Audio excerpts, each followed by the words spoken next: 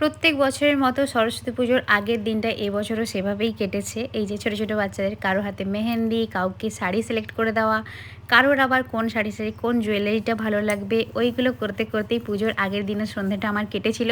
তারপর এই যে আমার ছোট্ট সরস্বতীকে কেমন করে সাজাবো সেটারই প্ল্যানিং করছিলাম। ওর আগের বছরে এই শাড়িটা রয়েছে, আর সাথে ও বললো, মা আমাকে নেল পলিশটা পরিয়ে দাও। ও এমনিতে সাজতে খুব ভালোবাসে, আমি তো সাজতে খুব ভালোবাসি, আমার থেকেও ও মনে হয় আরও বেশি ভালোবাসে। আর এটা ছিল পুজোর দিন সকালবেলা, আমি ঘুম থেকে ওঠার আগেই কেউ কেউ সাজার জন্য অপেক্ষা করছিল। তো যাই হোক, ও হচ্ছে আমার সম্পর্কে ননদ হয়। আমি ঘুম থেকে উঠে জাস্ট একটু ফ্রেশ হয়েই ওকে সাজাতে শুরু করেছিলাম, খাওয়া দাওয়া এখনও কিচ্ছু হয়নি।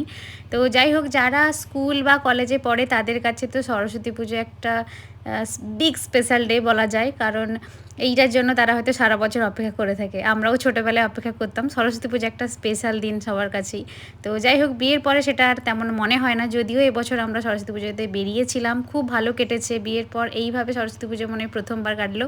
যাই হোক, সব শেষে আমি চিনিকে রেডি করছিলাম, তখন প্রায় 10টা-11টা মতো বেজে গেছে।